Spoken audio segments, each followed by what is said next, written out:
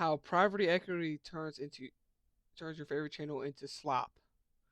Well, this kind of wasn't this. I don't. No, this wasn't. This was a different video. Okay, it was kind of by the same guy. I got one coming up. That I'm gonna watch from him. It's a new channel by Jim. Shout out to him. He will be in the description below if you'd like to sub up to him. Let's get it. Yeah, Mr. Beast is definitely turned to slop, bro.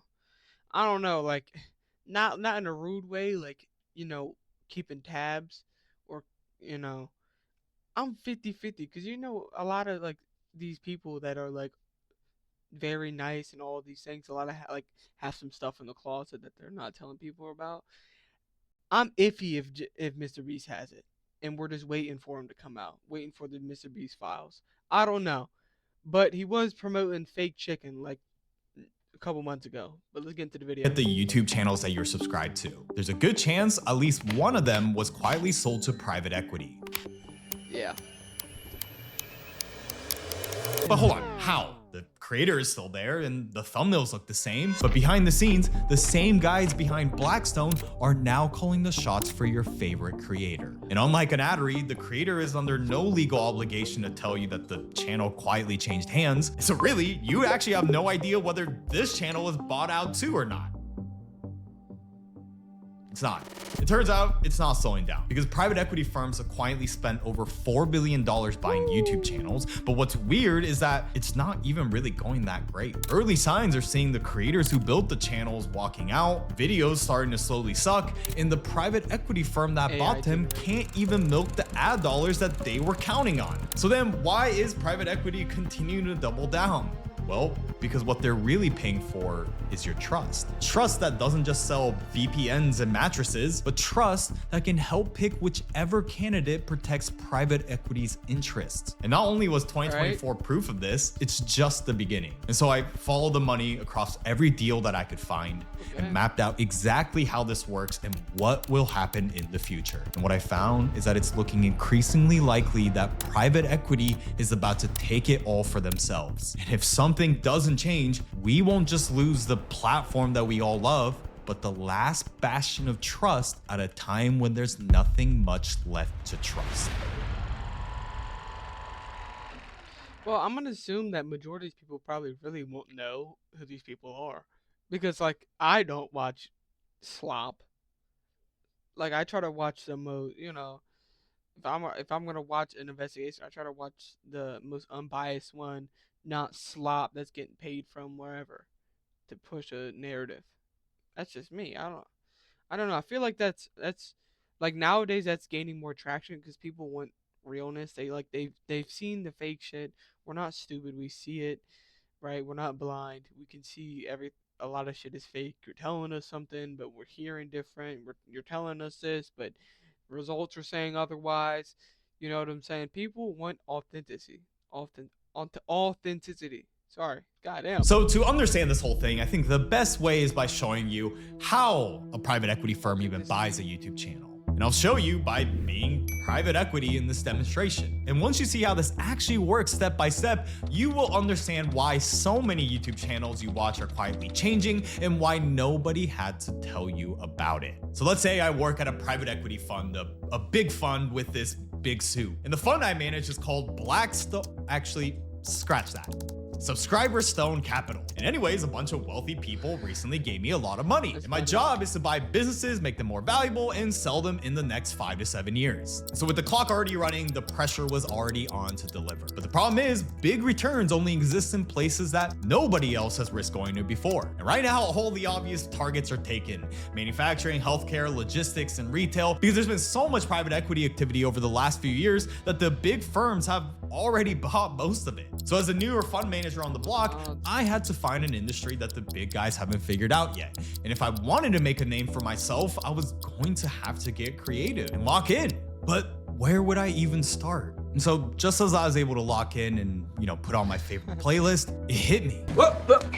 The next investment was staring me right in my face. A platform that now has more TV streaming hours than Netflix, a platform called YouTube.com. So over the next few days, I furiously started doing research on my next channel. And after looking through every niche and crevice of this website, I may have just found the one.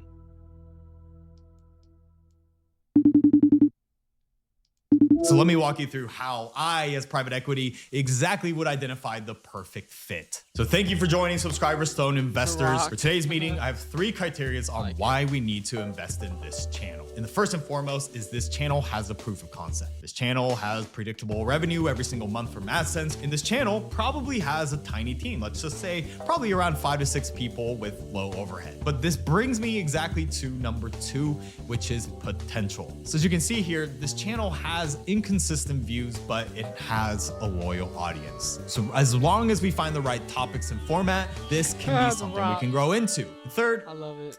Running out of time, so I'll tell you about it later on in a different meeting. So anyways, even without that third criteria, you can start to see what private equity firms are looking for when they decide what channels to invest in. But here's why we've only seen the beginning of this. Because after crunching the numbers, let's say I found this Gen channel makes, say, $1 million a year. And in any other industry, a business doing $1 million a year with margins like this would cost me a fortune to invest in. But with YouTube channels, I come to find out that they sell to 3 to 5 times their annual earnings. But what I can sell it for is a completely different number. But before I get to that, I had a problem. Because when my boomer boss has never even heard of Mr. Beast, he came from this world of spending $500 million on a single hospital, how was I going to pitch him this opportunity? Now, after some convincing, he reluctantly agreed, but now the pressure was really on. If it all goes wrong, I'm cooked. Now my job was on the line and I was stressed. Maybe this was a dumb idea. What am I even doing? I should have just invested in another hospital. But then I remember something a wise man once told me. Just do it! And that's when I realized I had to go all in. Because just buying one channel isn't the play. The play was something much bigger. So I bought 9 more similar channels for a similar price. But here's where the math gets really interesting. What I do next is to combine all 10 under one company in what's known in the private equity. But like, what also people are not, this is like not the same thing. It's 2 different things. But what people are not saying too with this is people that are kind of paid to do what they do, right? They get paid by YouTube. Like, yeah, you watching them get them paid, but they also get paid on the back end by some company, some firm, from whatever that's telling them that, hey, you should say this about this, do that. And they can't say no because they're in a contract. I think that's kind of, honestly, I think more people will probably run into that than people's like channels being bought, because like I don't know, like I don't really, the channels I've seen that popped up, like I know Donut, the car, like I don't, majority of people don't really watch that shit, to be real. Equity world as a roll-up. And what it unlocks is a few things.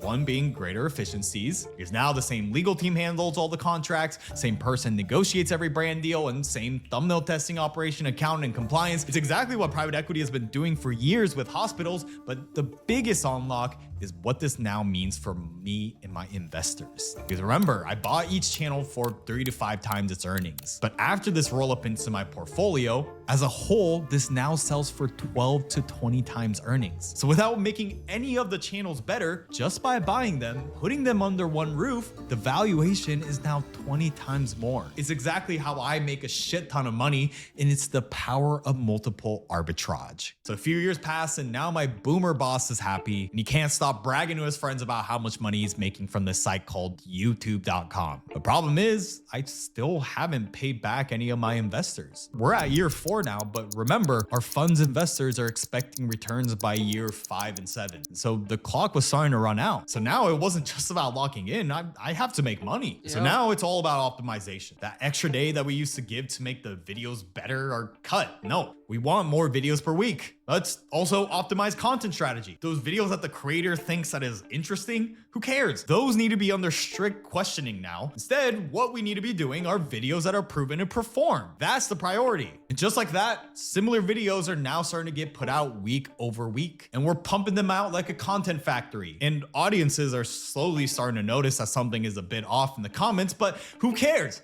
we're here to make money now, and if I want to maximize profits, I have to eliminate these risks. And the biggest risk is staring right at my face here. Gen here may have been the one that built his channel from the ground up, but if the whole channel depends on just Gen and he burns out or gets sick or decides to leave, this asset stops becoming worth anything. And I can't have that happen. It's what's called the key man risk, and there is no way in hell I'm gonna lose out on my investment because of Gen. So I start hiring new hosts that happen to be slightly more attractive and taller than Gen, and they slowly start getting introduced. And now that we have more hosts, we can start launching more channels like Gen Plus. And since we're now pumping out videos every day, it's too expensive to hire a creative director, so scripts start getting approved by AI to make sure it's brand friendly and it's at least good enough to go before filming. And weeks pass, and now the channel slowly becomes something that could keep running without the person who built it. The thing is, comments now really start noticing. And some now even start commenting that this is the last Gen video that they'll watch. But here's the part that matters and why no one has told you about this. The FTC updated their endorsement rules in 2023 that if a creator gets paid to promote a product, they have to tell you, exactly like you see on this video. But if a private equity firm buys that creator's entire channel, even if every video they make going forward is produced inside a portfolio being managed toward a financial exit, the creator doesn't have to say anything. And that hush hush is exactly what allows any of this to even work. Because here at Subscriber Stone Capital, what I didn't tell you is we do businesses with these creators in two ways. I think that's like kind of stupid if you gotta, hey, guess what? I'm this, this, and this, and I'm partnering with them. You got, come on, bro. I think that should be a rule that you have to say if someone's buying your channel, like a third party company, a private equity company is buying your channel. I think, bro, come on, you got, because like now it's like, why are they buying your channel, a YouTube channel that's just supposed to be like a personal thing you do for fun? Yeah, you make money, but it's like you do it for fun. You're not doing it to push certain things, are you? Oh wow. Like, to me, like that would definitely, I well, people gotta understand, for the creators with that's gonna see, like, come on, people are gonna stop watching someone that sells out to a fucking private company or private equity company or whatever. Like, I get it, as a viewer. Yeah, I'm not gonna watch you probably if you sell out and your videos are turning to shit. But I mean, you kind of should be able to tell though. Whether we own it outright 100% or a majority stake acquisition of 50 to 80% where the original creator remains. And we actually prefer those deals because now the creator also becomes a shareholder in Subscriber Stone Capital. Okay, Like, if you can't tell who's pushing out shit, you're probably brain dead. but why do we do that? Well, oh, time's up. Sorry. Anyways, well, when their financial interest is now aligned with mine, he or she is going to damn well make sure he's going to keep cranking out money. videos. But more importantly, he or she is going to damn well make sure to not tell you, the audience, that he or she was owned by me all along. Because we both know how that will go, right? By aligning our incentives and having stakes in each other's companies, now the creator is handcuffed because at the end of the day, we both want the exit to go well, right? So it seems like I was joking, but the thing is, none of that was even a bit. Like, yeah, Subscriber Stone Capital is fake as shit, but it's similar to what actual private equity firms that bought your favorite channels have been doing for the last 5 years. And a few main players are increasing. And I want to know how many of these channels are actually thriving, like, from their subscribers to their viewers are like equal. You get what I'm saying? Like, if you have 1 million subscribers, should be doing 100,000 plus on a video, if not 200, 300,000. If you have 1,000 subscribers, you should probably do like what, 50 to 100 views. I don't know the ratio. If you're like me, I got 200, or I got 200 and I got 14 over, or 15 or 16 over here. Probably should do 1 or 0. If not, then maybe a good one, 30 or something. You get what I'm saying? Like, if these people's viewers are off, then you can tell that, like, people are definitely getting the hint that these people are selling out.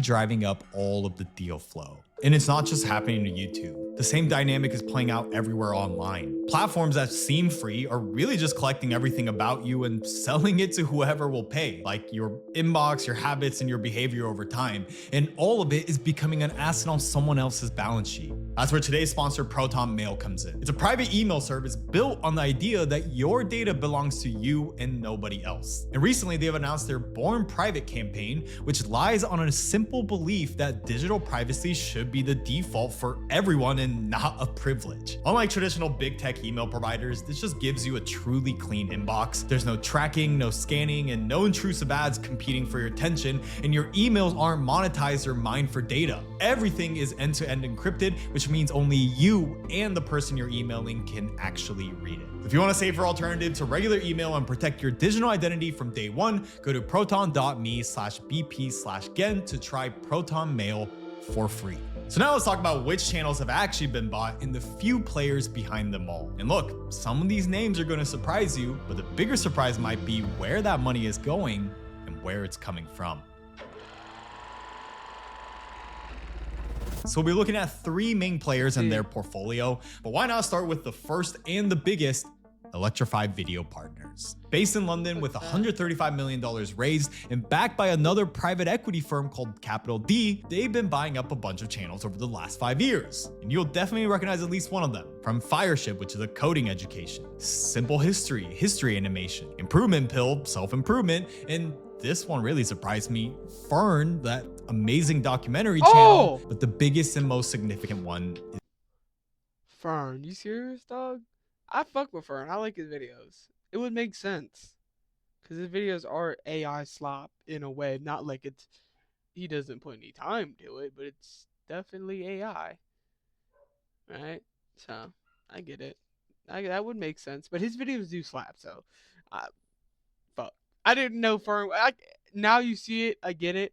But, I mean, his videos do go hard, though. Veritasia. Ran by Derek Muller, Electrify became the majority owner and took over hiring, logistics, compliance, taxes in a deal that allowed Muller to stay on as co-owner on his 20 million subscriber channel. They would take care of things like hiring, production, logistics. And this deal was actually announced a few years ago in April 2023, but what's the odds his views tanked? Hold on, take a look at that date. The deal closed in 2023, but he didn't directly tell his audience on YouTube until Christmas Eve of 2025. So why did he wait? Well, I imagine it's because they knew exactly how people would react. Oh, and I say they because he also became a shareholder in Electrify itself. I signed the deal in April 2023, and since then, Veritasium has been owned and run by me and Electrify.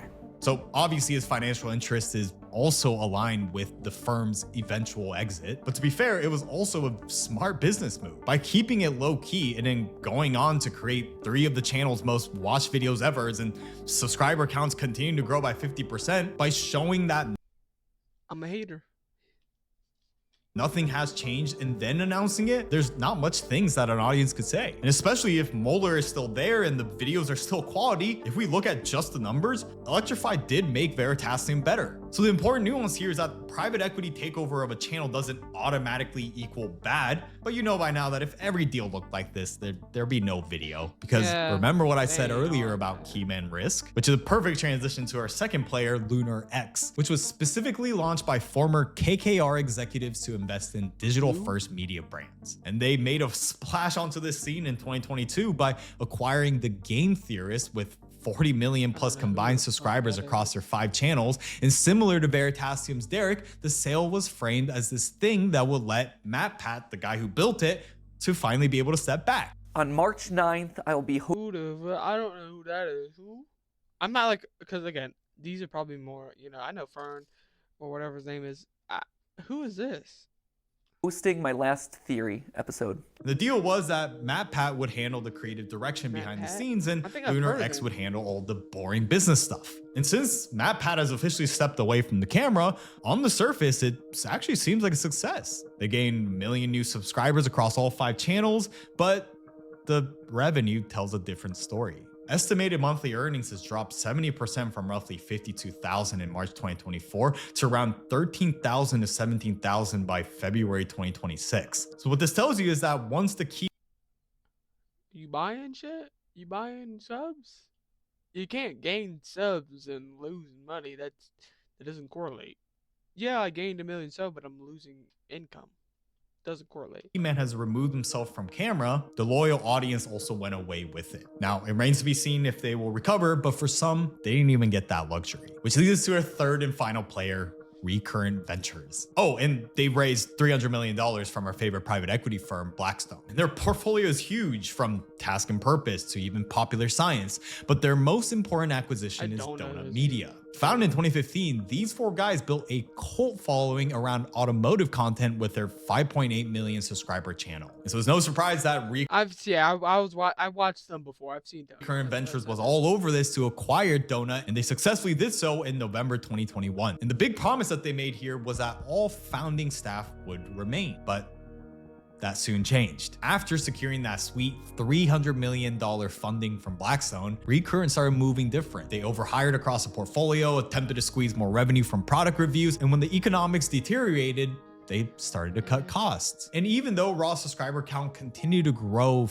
8 million by 2024, what didn't, and sounds a little bit corny, was that magic that made them great. Less than 3 years after acquisition, 3 of the 4 guys all departed within weeks of each other, and so did the audience. Because 2 of the hosts launched their own independent channels, Big Time and Speed, and just within a matter of weeks, crossed 1.6 million combined subscribers. So with all these different outcomes, and right now it's showing more bad than good ones, what's interesting to see though is that private equity money keeps flowing and flowing. And when you look at the channels that they're targeting, it starts to kind of make sense. Take a look at that acquisition map again. Veritasium, Fireship, Economics Explained, these are all channels aimed at educated adults in high value niches like finance, education, and science. And this matters a lot. Man, majority of people that watch YouTube aren't watching that shit. Maybe they are. I don't watch that shit.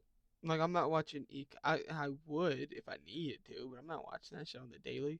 Because a regular TV ad around these niches costs around $10 to $15 to reach 1,000 people. But with YouTube, in one of these niches, it can cost $50 per 1,000. And again, it goes back to advertisers not just paying for impressions, but they're paying for that trust. It's the same reason that Subscriber Stone Capital would go after a channel like Gen, because if I had to guess, you watching probably have more disposable income than someone regularly watching Slop Payment or kid channels. But turns out, even that is changing. Because one of the biggest deals in this entire space that I haven't even talked about yet has nothing to do with educated adults. It has everything to do with toddlers.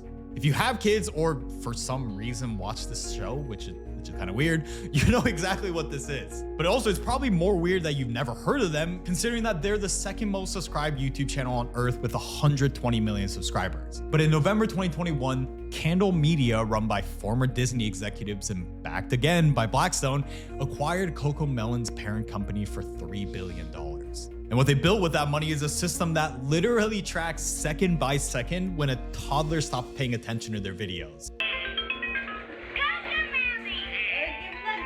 And by figuring out the exact moment a 2-year-old looks away, they can engineer every video onwards to make sure that never happens again. So point is, it's not just channels for adults.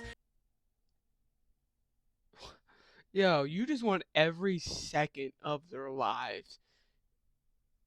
Kids, go outside. No, Coco Melon now. Damn. Private equity is increasingly reaching the youngest audiences who know nothing other than to press play on their damn iPad. Because as long as those kids keep watching and begging their parents to buy the latest merch or game, that's all the return on investment anyone needs. And the thing is, every deal that I've showed you so far are only the ones that we know about. And when collective investment into YouTube channels have now reached Yeah, I think there's a lot of pattern recognition with certain channels. Like, okay, if a channel goes from like being lower production to next you know just shooting up in productions. You know what I'm saying? Like, what do you mean you were filming on a regular iPhone? Now you're filming with like this Sony Hollywood film set. You got the microphone with the little like that goes over the head, not DJI. You got actual microphones, like you're on a damn films, like, you know what I'm saying, like a movie set. $4 million, there's probably a lot more that we don't. Like, again, maybe this channel. Hell yeah. But before I reveal that truth, we have to talk about what all this actually means. Because everything I've talked about isn't just about entertainment getting worse or bought out. Matter of fact, all this even goes beyond money. This means controlling what the next generation believes and how our future is already getting manipulated. And if you think that's hyperbolic, think again, because we already saw what creator trust can do when it's pointed at politics. During the 2024 election, Trump sat down with Joe Rogan, Aiden Ross, the Nelk Boys, Theo Vaughn, and dozens of creators most boomers and big heads that traditional media has never heard about. President Trump back on the podcast. We're back. I'll say that to the Nelk Boys. It's our last chance. If she wins, the country's finished. His appearance on Rogan alone pulled nearly 38 million YouTube views within hours, and during his victory speech, Dana White got on stage and thanked content creators by name. I want to thank the Nelk Boys, Aiden Ross, Theo Vaughn, and last but not least, the mighty and powerful Joe Rogan. Among listeners who said podcasts influenced their vote, 54% went for Trump. But where I'm going with this is here's where it gets uncomfortable. Private equity acquired channels already are being told to change content to be safer because controversy scares of advertisers and their portfolio managers. So if that's already happening, what's stopping a private equity firm from acquiring political commentary channels and steering their editorial direction? I mean, you gotta be dumb as hell if you don't think anybody in that sphere of it isn't just feeding you fucking slop down your fucking throat. Just fucking hands feeding it in your mouth. Towards candidates who would pass laws that benefit the firm's other investments. Because the thing Not is, even there's that. currently no rules against it. And right now, when an influencer is cheaper to acquire than some mainstream news network, plus the audience Who trusts the them fuck more, watches and the like news? we established, when a creator doesn't have to disclose what private equity firm they're owned by, it really becomes a no-brainer on both sides. And so remember that third criteria I mentioned in the And subscriber a lot of these people who want to, like, when it comes to like these, especially these gambling deals that I might, like, allegedly this is what I'm thinking. I don't know if this is true, but with these gambling deals or with these big hitters, when it comes to these sponsorships, they're getting paid. You don't think the sponsorship can't, pull the leash in with them a little bit? Like, again, if it's someone that doesn't care, fine. They're gonna, like, shut the fuck up. You don't tell me what to do. You sponsor me, I don't sponsor you. You want my fans. I don't. The product's good and all, but I don't give a fuck. I say what I want to say. Fine.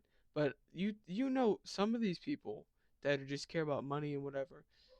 If they go off and say something they think is true or whatever like this, and it's a little out there, you don't think these all these people that are getting sponsored are getting the leash pulled on them? Like, hey, shut up, man. You don't speak. You don't speak about that. You don't have an opinion. Stay to your topic. I think a lot of it is all this in one. It could be this. It could be people getting paid to say things. It could be people tiptoeing the line because they got sponsorships and they just want money. It could be a lot. Stone investor meeting. That third criteria I'm sure private equity firms consider is how much the channel values money over principles. Because I can tell you from experience, I've gotten offers for this channel that I can't fully disclose. But what I can tell you is that when those conversations happen, the first thing that gets discussed is the sort and list of topics that you're not allowed to touch anymore. So really think about where all this is heading. We stopped trusting the banks after 2008. We stopped trusting the government a long time ago, hopefully, and you stopped trusting mainstream media. And now it's pretty undeniable that that trust has been transferred to your favorite YouTuber like myself.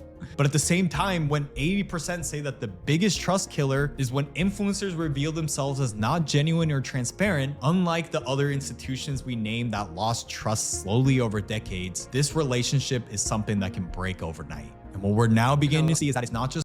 And a lot of these people, if you want to test them, and they're very, like, whatever, they're very, like, if you political thing, they're very one-sided, and something goes wrong on their one side or their side, and they don't say anything. Uh-oh. You know, they don't say anything. They just act like it's nothing. Buddy, you're getting paid. Private Allegedly. equity, but the largest companies is making their way into one of the last institutions that people are saying that the deal was somewhere near $100 million. We'll see how much independence that truly means. So whether this is the beginning of the end, one thing is for certain. Within the next 100 million to 15 years, a major influencer is going to run for president and he or she is going to win. And when that No, they're not. I think people are underestimated. People aren't having that shit. Like, I don't think people understand. We're not having this shit. Now, it might be an influencer in a way that they're not an the quote unquote influencer TikToker type. It could be different. But bro, people ain't having this fucking shit. We're not having this dumbass influencer shit. I think a lot of people are over it. I think people want real shit, want authenticity.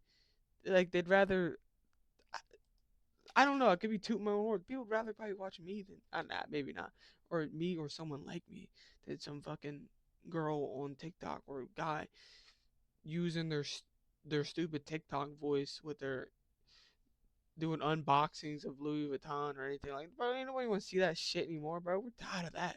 We want real shit. You know what I'm saying? We want real shit.